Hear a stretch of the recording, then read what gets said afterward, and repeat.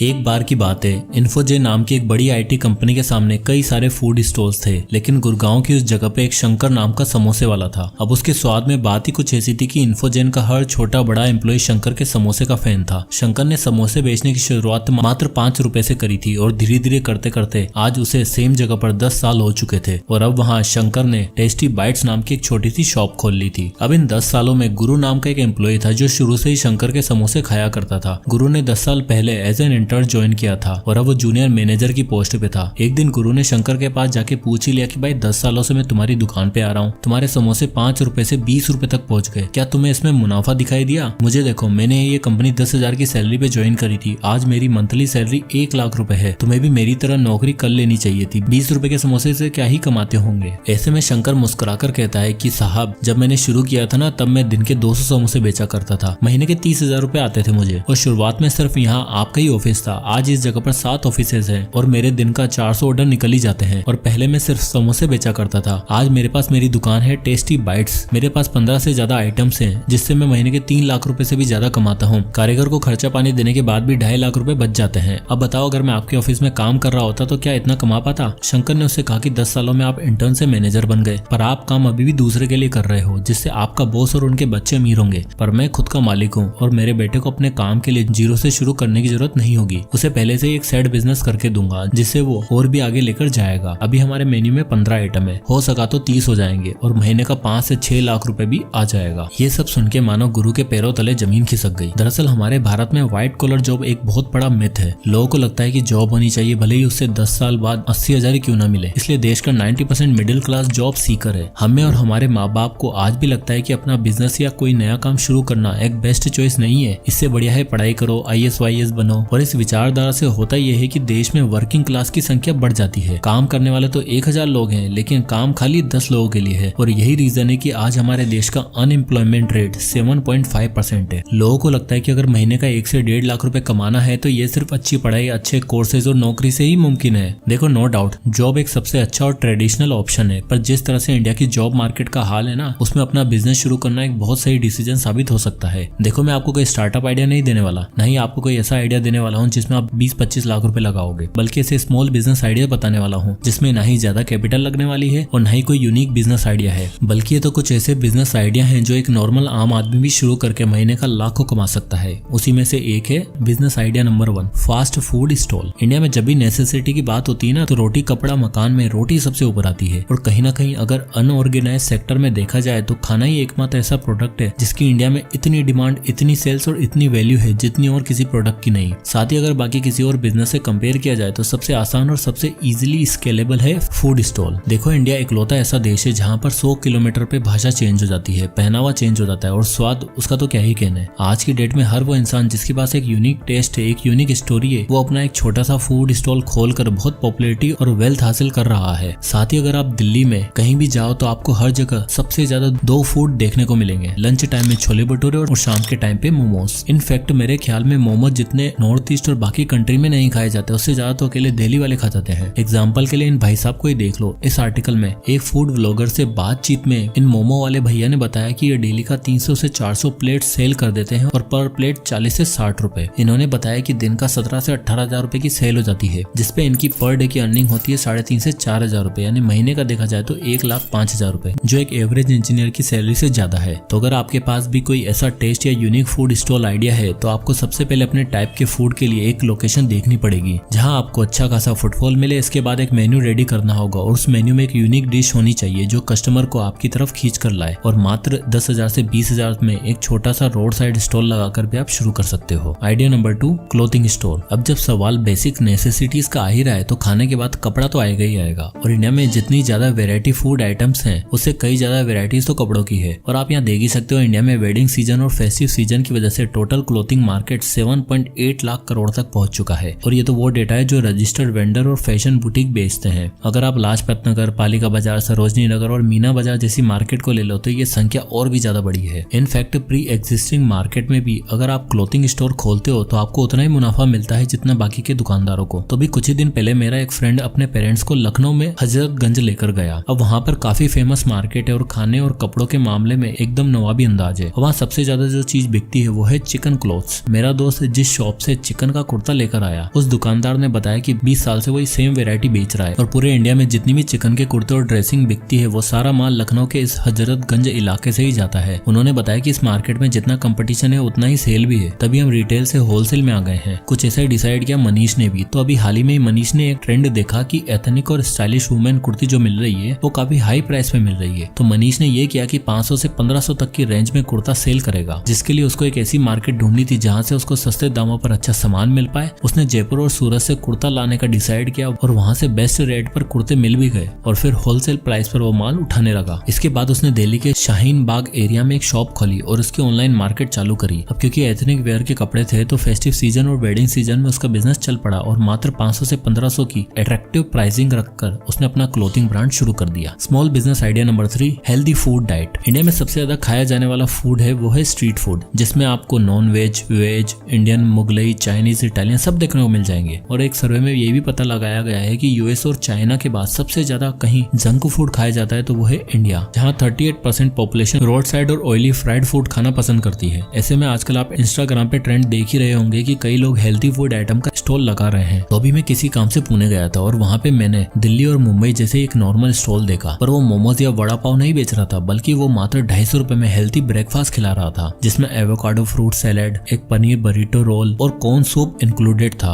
और सबसे बेस्ट चीज, उसने अपनी किसी भी प्रोडक्ट में ऑयल यूज नहीं किया था और न ही एक भी आइटम प्रोसेस्ड था। मैंने वो ट्राई किया सुबह 8:30 बजे के करीब और दिन के करीब 4-5 बजे तक मुझे भूख ही नहीं लगी। यहाँ तक कि सुबह सुबह जिम से ही लोग उसी स्टॉल पर आते और अपना हेल्थी मील लेकर काम पर निकल जाते। ये आइडिया मुझे बहुत अच्छा लगा, स्वाद भी अच्छा हो गया और हेल्थ भी। ठीक इसी तरह दिल्ली में भी एक सरदार जी हैं जो हेल्थी चिकन खिलाते हैं। इनके चिकन में 0% ऑयल होता है। ये कबाब, सलामी सब कुछ परोसते हैं, वो भी ऑयल फ्री। ये शाम को 6 बजे से लगाना शुरू करते हैं और 10:30 तक होते होते इनके सारे स्टॉक खत्म हो जाते हैं। मात्र 3 से 4 घंटे के अंदर अंदर ये डेली का 7 से 8 हजार की सेल कर देते हैं और हॉलीडे वाले दिन तो इनकी कमाई और भी ज्यादा होती है। तो अगर आपके पास भी हेल्थी प्लेटर या ऑयल फ्री चिकन जैसे आइडिया है और आप एक बोरिंग खाने की बजाय स्वादिष्ट खाना बनाकर लोगों को खिला सकते हो तो लोग आपके पास दौड़े दौड़े चले आएंगे और तब आप ना सिर्फ आप अच्छा खासा अर्न करोगे बल्कि एक हेल्थी इंडिया बनाने की तरफ एक अहम कंट्रीब्यूशन भी दोगे। Business idea number 4, the content business. आज की तारीख में जैसे जैसे इंटरनेट का यूज बढ़ता जा रहा है ना, हर बिजनेस, हर ब्रांड चाह रहा है कि वो अपनी ऑनलाइन प्रेजेंस बनाए और जैसे जैसे ये डिमांड बढ़ रही है वैसे वैसे कंटेंट क्रिएशन, मार्केटिंग का बिजनेस भी तेजी से बढ़ रहा है। एक रिपोर्ट के मुताबिक इंडियन डिजिटल कंटेंट इंडस्ट्री का साइज 26,000 करोड़ से भी ज्यादा है और आने वाले कुछ सालों में ये और भी तेजी से बढ़ने वाला है। ऐसे में अगर आप कंटेंट राइटिंग या क्रिएशन का स्किल रखते हो या आपके अंदर क्रिएटिव राइटिंग का थोड़ा सा भी इंटरेस्ट है तो आप हर तरह की अवेलेबल इन्फॉर्मेशन को इकट्ठा करके उसे प्रैक्टिकल इम्प्लीकेशन कर सकते हो। आज की डेट में एक 30 साल का आदमी जितना अपनी जॉब से नहीं कमा पा रहा उतना एक 13-14 साल का बच्चा डेली व्लॉग करके कमा लेता है। अपनी ट्रेडिशनल अप्रोच के साथ अगर आप कुछ मॉडर्न करना चाहते हो, सबसे पहले अपनी राइटिंग का काम शुरू करो, कोर्स करो, एसईओ, डिजिटल मार्केटिंग सीखो। इसके बाद सबसे पहले अपना एक राइटिंग पोर्टफोलियो बनाओ और अपवर्क और फाइवर जैसे प्लेटफॉर्म पे जाकर फ्रीलांस सर्विस दो। वहां से आपको काम समझ आएगा और आपकी राइटिंग इंप्रूव भी होगी। साथ ही आप ये भी सीखोगे कि कौन सा कंटेंट सबसे ज्यादा सर्च किया जाता है और कौन सा नहीं। आप इसी काम को और भी बड़े लेवल पर शुरू कर सकते हो और 8-10 लोगों की टीम हायर करके कंटेंट और मार्केटिंग एजेंसी भी शुरू कर सकते हो। सेम यही स्ट्रेटेजी अपनाई मुंबई के एक मिडिल क्लास से आने वाले गणेश